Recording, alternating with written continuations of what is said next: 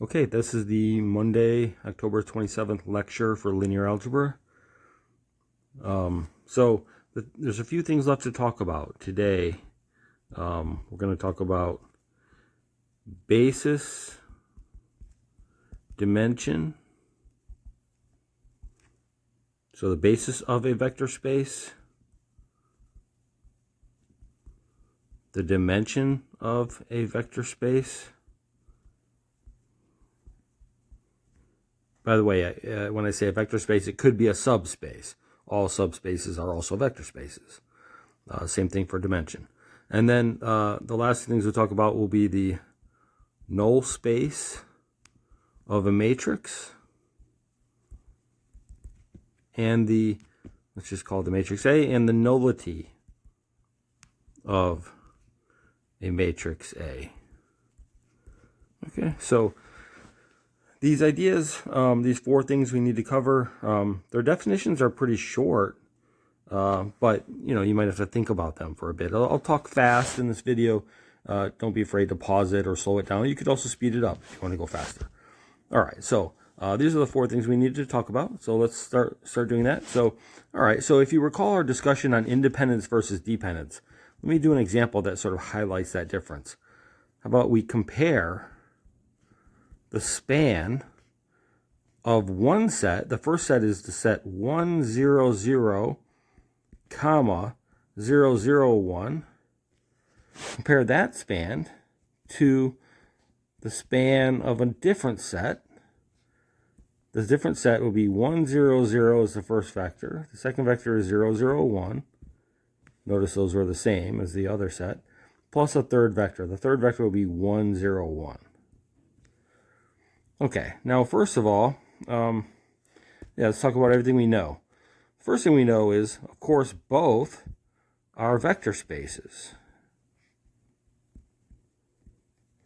Because we learned earlier that every span is a vector space. Okay, in fact, there are both subspaces of what vector space. What's the big vector space we're living in here? Well, notice each item is from the set of three-dimensional vectors. So they're both from R3. So these are both subspaces of R3. Okay, so in that sense, they're similar. Okay, the question is, how are they different? Well, how about this? Let's write down a few things we could produce in the first span. Remember, a span is all linear combinations. The span of a set is all linear combinations of those things. So, for example, I could do K1 times 1, 0, 0 plus K2 times 0, 0, 1 for every possible K. Whereas the second one would be K1 times the first thing plus K2 times the second thing plus K3 times the third thing. And they're all, the third thing is 1, 0, 1. Where K1, K2, and K3 can be anything.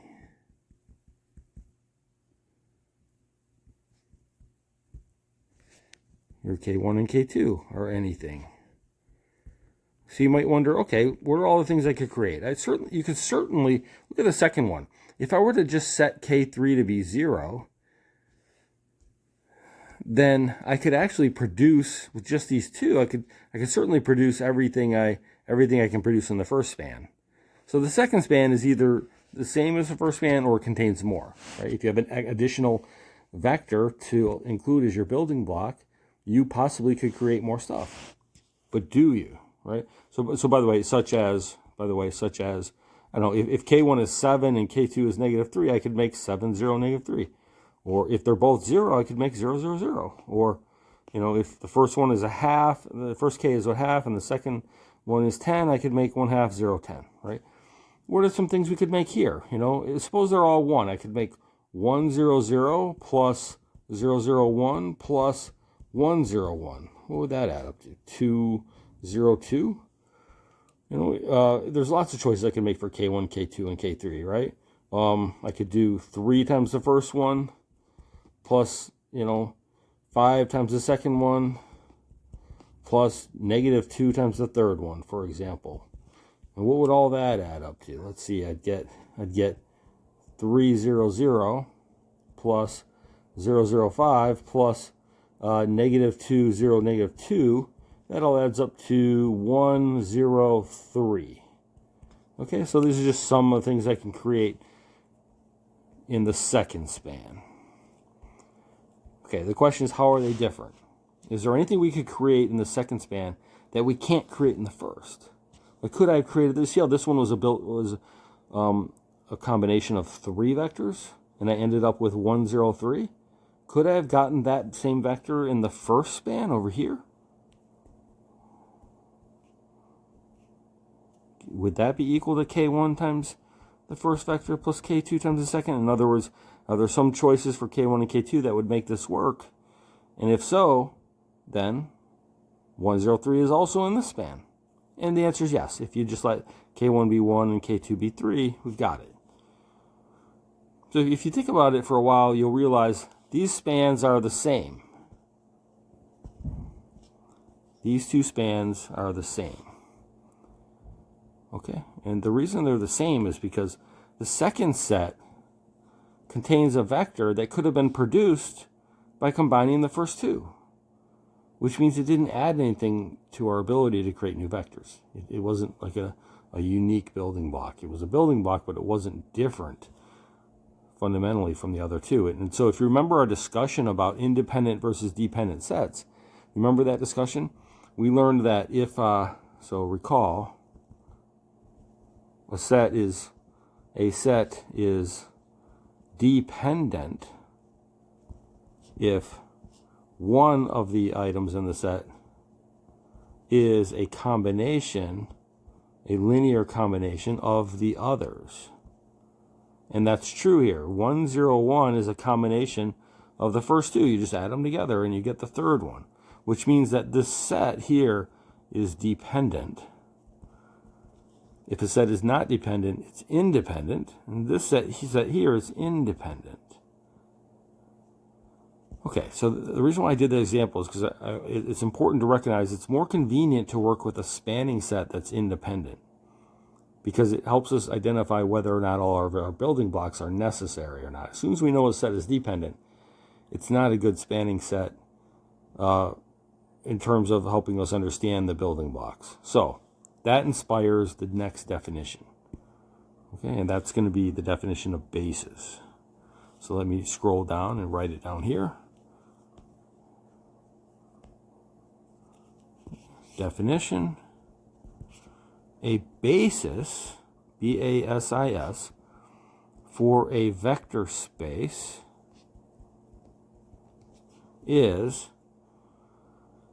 a spanning set for that vector space which is independent.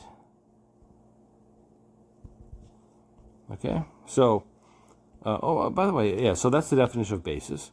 So by the way, that last example, maybe I should have mentioned. Notice we can produce any vector that has anything in the first component and anything in the in the third component, but the middle must be 0. If you're interested in what space that is inside R3, if you think of three-dimensional space, you could produce any vector where x could be anything, z could be anything, but y has to equal 0. And that would be all the vectors that point just into the xz plane. Does that make sense? So basically we get the xz plane. So that's another way to describe both of these spaces. They're both are the xz plane inside their subspaces of R3. Okay, so a plane through the origin is a subspace of R3. So we would say, because of this last definition, we can say a basis for the xy plane, sorry, not xy, but xz plane is the set, that first set, 1, 0, 0, comma, 0, 0, 1. That would be a basis for that vector space. The other set, even though it does span the xy plane, it wouldn't be a basis because it's not independent. Right? A basis needs to be a spanning set that's also independent, and this one is dependent. Okay, so, and then let me do one more definition because it's it's related. The dimension of a vector space, the dimension of any vector space is the number, it's a number, it's the number of objects in a basis for it. Okay, so that's called the dimension of a vector space. So the dimension of the xz plane is 2, because there are 2 vectors in its basis. It shouldn't be surprising it's 2, right? We all kind of learned a long time ago that a plane is a 2-dimensional object. Okay, all right, let's do some more examples. Some more examples of this idea of basis. Here's an example. How about this? Let's look at all 3. So find a basis and the dimension of the entire vector space R3. Not just the xz plane, but just the entire vector space. Okay, so here's the solution. We need to be able to construct any vector in R3, right? Any vector in R3 in general would be A, B, C, right? So since A can be anything, B can be anything, C can be anything, and they might all be different, I need to have 3 separate vectors. The first one will be 1, 0, 0. Second is 0, 1, 0. And the third is 0, 0, 1. If I take all possible combinations of these 3 vectors, I can produce anything, right? Where I can produce ABC, but it's by taking A times the first one, right, plus B times the second one, plus C times the third one, and that would equal ABC, right? Remember, a basis is just a set, so I really shouldn't leave those plus signs and those letters in there. It's just a set. This is a basis for R3. It's like a minimal set of building blocks is another way to think of a basis. You know, there are other sets that would span R3 if I threw in more vectors, but they wouldn't be independent anymore. So I need to stop with these 3. And so, of course, that's the basis. What about the dimension? The dimension of R3 is clearly 3 because I have 3 vectors in the basis. Okay. It's not surprising. We often call R3 3-dimensional space or 3 space. So it's certainly not surprising it has dimension 3. All right, let's do some other examples. How about this? We might recall, I think we said this already, the set of all diagonal 3 by 3 matrices is a vector subspace. We already proved this. It's a vector subspace of the set of all 3 by 3 matrices, which is M33. Right, why is it? Why? You know why? Because it's closed under addition and it's closed under scalar multiplication. Okay. That's how we know. Why is it closed under addition? If you add 2 diagonal 3 by 3 matrices together, you get another one that's diagonal. Because off the diagonal, you'd be adding zeros. You still have zeros off the diagonal. And if you multiply by a scalar, a diagonal 3 by 3 matrix, you still get a diagonal 3 by 3 matrix, just where the diagonal entries are scaled.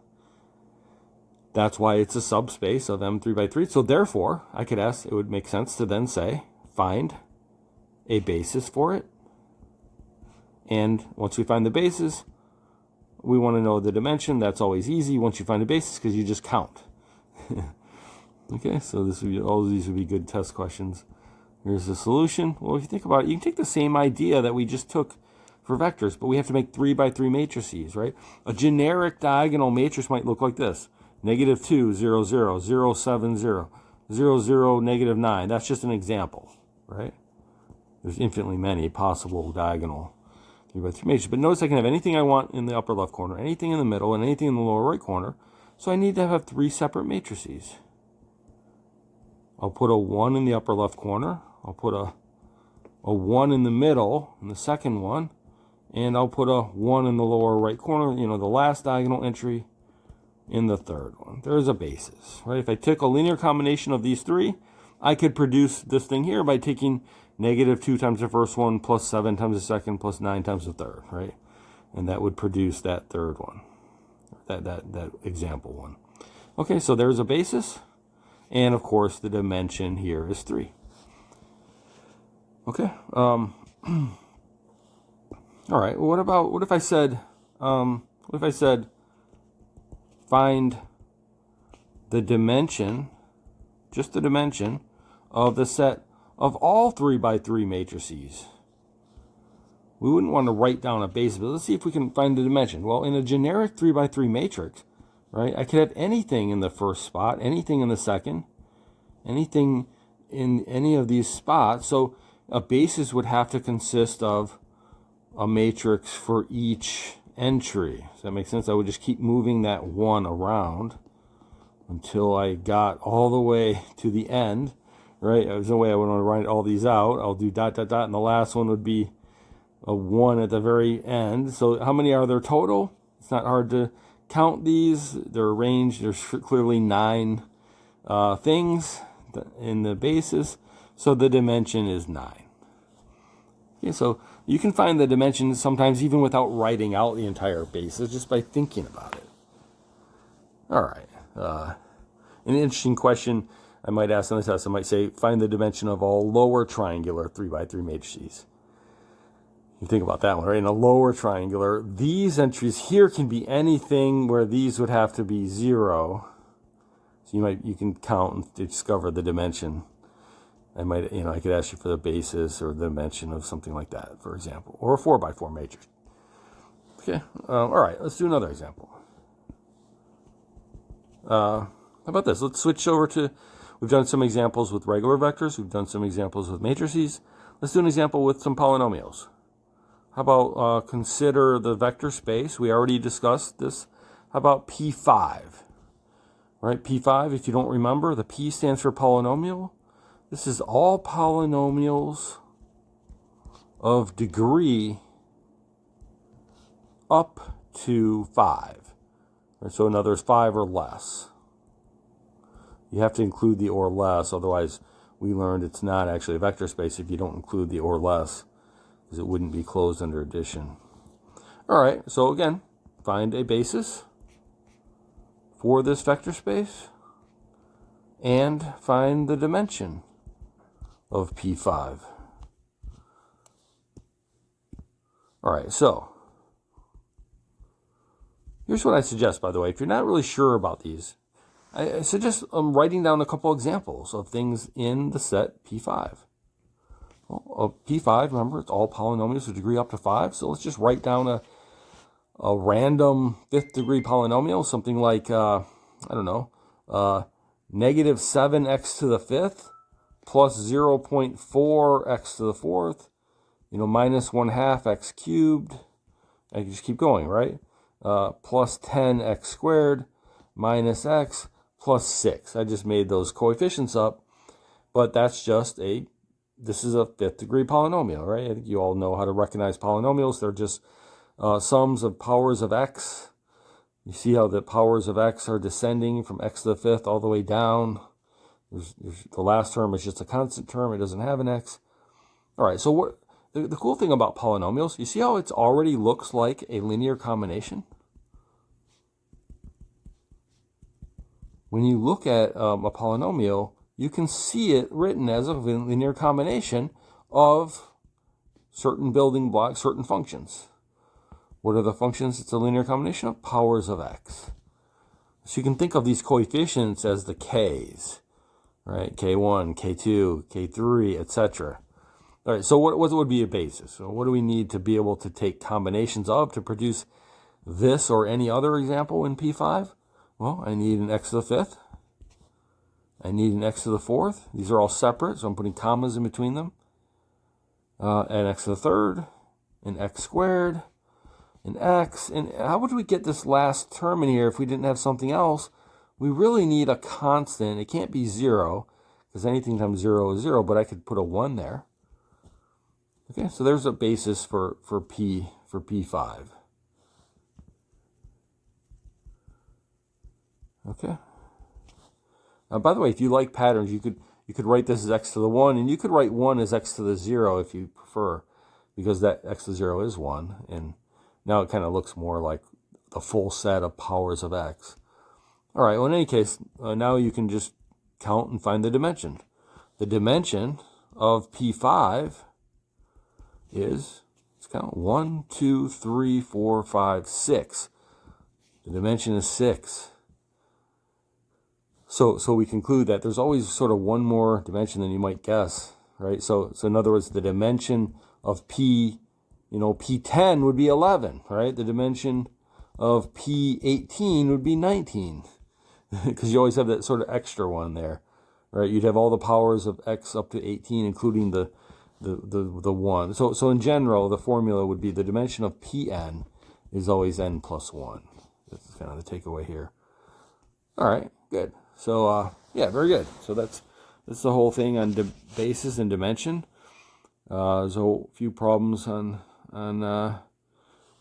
web work and the practice problems on that. All right, good. So we only have 2 more concepts to cover. Let's also cover, if you remember, if I scroll way back, the things I wrote at the beginning were the null space of a matrix and the nullity of a matrix. Okay, so let's do that now. So how about this? Let's just start with a definition. So suppose we're given an M by N matrix A. Notice I wrote M by N, meaning that it would have M rows and N columns. It's just a generic matrix, right? Any matrix. It doesn't even have to be square. If it had to be square, I would have said N by N. Okay, but a lot of times we're working with square matrices, but nevertheless, given an M by N matrix A, the null space of A is the set of all solutions X which solve the system of equations A times X equals the 0 vector. Okay, that's called the null space. Okay, so I'm defining null space here. One thing that might help you remember the definition is the word null in mathematics means 0 or nothing. So so if you're given a matrix A, you create the system where A times X equals 0 or nothing, right? Equals the 0 vector. The homogeneous system, right? If you recognize that, that's the homogeneous system. In fact, we can start with a simple case, right? Suppose A is square, maybe this would be a good reminder. Suppose A is square, like 3 by 3 or 4 by 4 or something like that. Then, remember that equivalent statements theorem? If A is invertible, remember what that means if A is invertible? If A is invertible, there's only one solution to any system that has A as a coefficient matrix. Then that would mean this system would only have one solution, right? There's only one solution, that by the equivalent statements theorem, AX equals 0. And what would that one solution have to be? Well, we know that the homogeneous system always has the solution of X equals 0. Right? So in other words, if A is invertible, that's the only solution. Okay? So in other words, A invertible implies the null space of A is just the 0 vector. Okay? Or you could even write it as right? That's the entire null space is just the 0 vector. We call that the trivial null space. Okay, so trivial because it's so simple. It's basically nothing. It's just zeros. Okay, if the matrix is not invertible or not square, it could have more than just the trivial null space. So let's do some examples of that. By the way, so in other words, you could add this statement to the remember that list in the equivalent statements theorem all the things that are equivalent to A being invertible, like A has rank n, the determinant is not 0. The matrix A could be row reduced to the identity. You could add this to the list. It has a trivial null space. Trivial null space is equivalent to being invertible. So this statement goes both ways. Okay. Let's do another example, though. I'll give you another matrix. Find the null space, it's 2 words, of the matrix B is, how about this? -1, 0, 3, 0, 1, 1. Let me think of this one. How about 1, 1, -2. Okay, so we're going to find the null space of this matrix. Okay. By the way, before I do this example, let me give you the definition of the last thing we were trying to define. I should have written it earlier. And one more definition, and that'll be the last definition. Remember how we learned earlier what a dimension is? Well, the dimension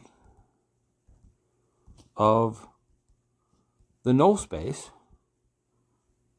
right? Since the null space is a vector space, the dimension of the null space is, as a name, it's called, let's say the dimension of the null space of a matrix A is called the nullity of A.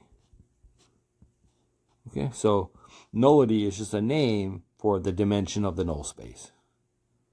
Okay, that's what nullity means. So if someone asks for the nullity of a matrix, they're asking for a number. Right, so let's, how about in this example that I'm doing now? By the way, in the last example, what would be the nullity? The nullity of the trivial null space would be just 0, because there's no dimension to the trivial vector space. Okay, so for an invertible matrix, the nullity is 0 and it has a trivial null space. Let's do this example, though. Find the null space and the nullity. How about this? I'll add one more thing. And let's also find the rank of this matrix B. So find the null space, the nullity, and the rank of this matrix. Okay. Well, there's several ways we could proceed, right? In fact, if we remember the rank from chapter 1, the rank is the number of pivots left in the matrix after we row reduce. It has to get to row echelon form before we can choose it. Because if I just count right now, it has 3 pivots right now. But the rank might not be 3 because we might lose a pivot when we row reduce it. Okay, and then, by the way, to get the null space, I would have to solve this matrix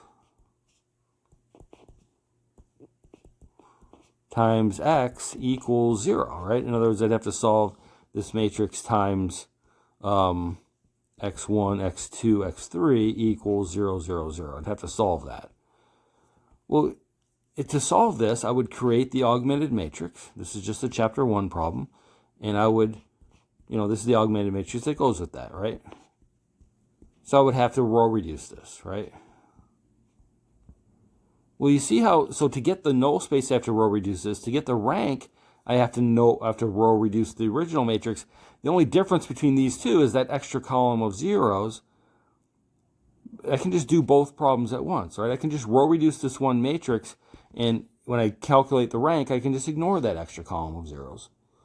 In fact, the column of zeros will never change when you do row operations. So either way, we can find the rank of this matrix by just row reducing, the system I'm doing here. So we can solve all 3 questions, null space, nullity, and rank, all at once.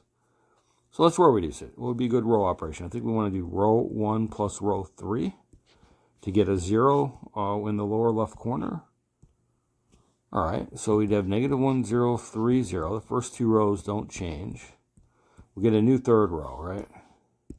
The new third row is 1 plus -1 is 0. 1 plus 0 is 1. -2 plus 3 is 1, and 0 plus 0 is 0. So we're still not in row echelon form because the pivots are stacked in the rows 2 and 3. But I think if you just subtract row 2 from row 3, now we get the first 2 rows are the same, but the third row is going to be 0 minus 0 is 0. 1 minus 1 is 0. 1 minus 1 is 0, and 0 minus 0 is 0. You get a row of all zeros. All right, now we can answer the rank question right away, right? The rank of this matrix B, let's count the pivots. We only have 2 pivots left, right? Only 2 pivots left in row echelon form. So the rank is 2, right? The rank is the number of pivots. We have to finish solving it to get the null space, right? We have to solve this to get the null space. You'll notice because you only have 2 pivots, when you're solving the system, we get a free variable, right? So don't forget that process from back in chapter 1. How do we determine what the free variable is? You look at the columns to determine, this is the x1 column, this is the x2 column, this is the x3 column. Which column doesn't have a pivot? It's x3. x3 has no pivot. So x3 is free, and we call that t. And then we have to solve for x1 and x2 using back substitution, right? So I'll just do this quickly because we've done it many times before. If I convert the second row to an equation, it says, 0x1 plus 1x2 plus 1x3 equals 0. I substitute in t for x3, and I get x2 plus t equals 0. In other words, x2 is just negative t. So I solve for x2. Let me circle my x3. I need to solve for x1 as well. If I go to the top row and convert it to an equation, it literally says negative x1 plus 0x2 plus 3x3 equals 0. Okay, well, remember x3 is t, so I just get negative x1 plus 3t is 0, and negative x1 equals negative 3t, or x1 is 3t. Well, we don't like to leave it like that, right? Our solution is x1 was 3t, x2 was negative t, and x3 was t. And we like to write that with a t in front, so it looks like a linear combination. In this case, a linear combination of just one vector. If I pull the t out here, I get 3, negative 1, 1. Okay, so t is allowed to be anything, right? T could be 0, t could be 100, t could be a half. So we get infinitely many solutions total, and that entire set is the null space of that matrix B, okay? That's the null space. Notice it's the span of, right? It's also, you could also write it's the span of the set 3, negative 1, 1. Sorry. Okay, so in other words, the dimension is 1. So that means that the nullity of B is 1, right? Because there's only one vector needed in the span or the basis for the null space. So the null space of B is here, the nullity of B is 1, and the rank was 2. We figured out the rank earlier back here. And those are the 3 answers. Okay, maybe do one more and then we'll be done. By the way, I should mention, there's a connection between the rank and the nullity. The rank is the number of pivots, right, in the row reduced matrix. So after we get to a row echelon form. And the nullity is going to be the number of free variables in row echelon form, right? That's how for every free variable we assigned a parameter to it. If we had more than one parameter, we'd have t times a vector plus s times a vector, which is a linear combination of 2 things. And the nullity would go up to 2 if I had 2 free variables.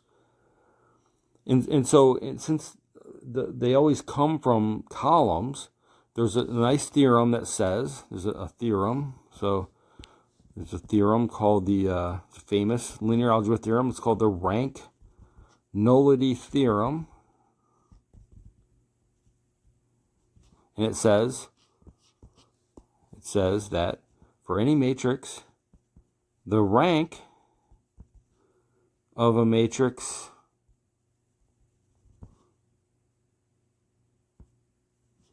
plus the nullity of that matrix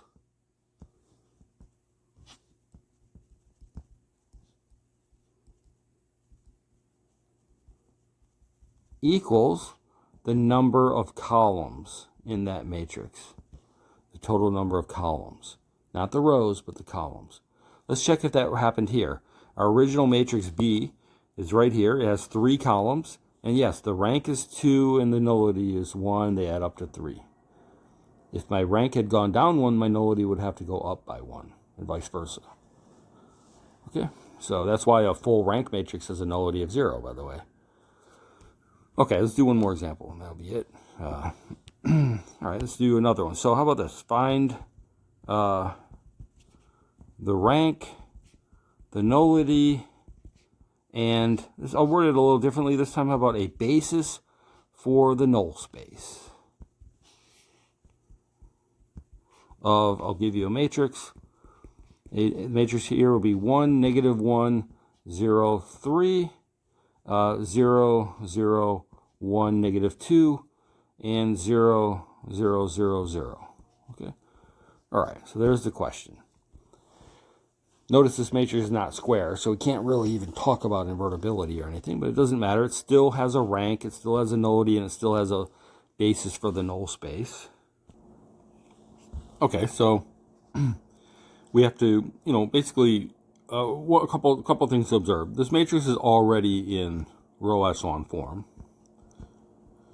So immediately I can count the pivots and tell with the rank, right? So what's the rank? The number of pivots in row echelon form, there's 2, so the rank is 2. So right away, by the rank nullity theorem, the nullity will be 2, since they have to add up to 4. Right, there's 4 columns here. All right, we still need to get the null space, though, right? We need the basis for the null space. So to get the null space, you still have to solve a system. You have to solve AX equals 0 to get the null space. In other words, you're solving 1, -1, 0, 3, 0, 0, 1, -2, 0, 0, 0, 0 times a vector x. This might be a little odd, but remember, since this matrix is not square, the number of rows and columns are not the same. The x will actually have 4 variables in it, right? Because of the way this is a 3 by 4 matrix, this has to be 4 by 1 to make sure the inner dimensions match. Right? And that makes sense, right? Because this is the x1 column, this is the x2 column, x3, and x4, right? So the number of variables is the number of columns. All right, so again, it's already in row echelon form. So it also, because it doesn't have a full set of pivots, it has free variables. Which variables are free? The pivots are here and here. So x2 and x4 are free, right? They don't have pivots. So x2 and x4 are both free variables. Just do what we normally do back in chapter 1. x2 is s. x4 is t, and then you solve for the rest of the variables using back substitution. Let's see, the row of all zeros doesn't tell me anything, so I don't care about that. But what about this one? To convert this to an equation, see how it says x3 minus 2x4 equals 0? Right, because the 1 is in the x3 spot, the minus 2 is in the x4 spot. And then I didn't draw the augmented matrix here, but, that equals 0. Okay, so since x4 is t, we get x3 minus 2t is 0, and I solve that and I get x3 is 2t. I'll circle it. I just circle them because it helps me find them later when I build my solution. We just need to get x1, right? So if I take the first row, it's called back substitution, right? The first row and translate it into an equation, we get x1 minus x2 plus 0x3. Right, plus 3x4 equals 0. I substitute s is x2, t is x4. All right, so I can substitute those in. I get x1 minus s plus 3t. That's an s, not a 5. Right? Plus 3t equals 0. And I solve for x1. It looks like I get s1 is s minus 3t. All right, so I'm almost done. I have to write it in vector form. So my entire solution set will be as a vector. Maybe I'll just write it all out. Right, the x1 is s minus 3t, so I'll write s minus 3t. x2 is s. x3 is 2t, and x4 is t. All right, well, we don't want to leave it like that. We want to write this as S times one basis vector plus T times another basis vector. Remember how we learned to pull these apart back in chapter 1? How many S's are in x1? Just 1, right? And how many T's? -3. What about x2? x2 is just S, so it has 1 S and 0 T's. x3 is just 2 T's, so it has 0 S's and 2 T's. And x4 is just T, so it has 0 S's and 1 T. Right? If you were to do the vector algebra on this, you would get that, right? You'd get S times 1 plus T times -3 is S minus 3T, etc. Right? So this is, so there's the null space. This right here is the null space of that matrix, right? Where S and T could be anything.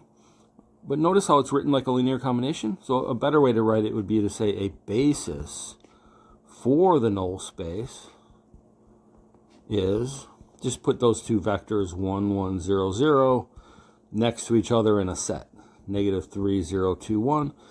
Right, if I were to span that set, I would get all vectors in the null space of that matrix. So that's probably a better way to answer it. Even if you left it like the first way, I'd still give you credit.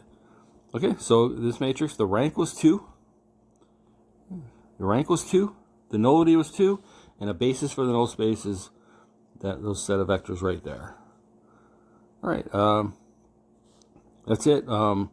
Sorry for this lecture was a little late. I made a mistake in the recording on Monday, so I had to re-record this video. But I'll post this, and Wednesday's class is all dedicated to review. You can ask all the questions you want.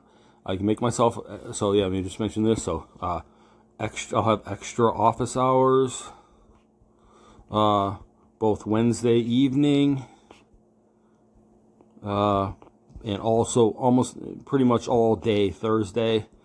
I shouldn't say all day, maybe afternoon, basically. But even into the evening if you need it, within reason. Okay, on Zoom, of course. Okay, your exam is Friday in person.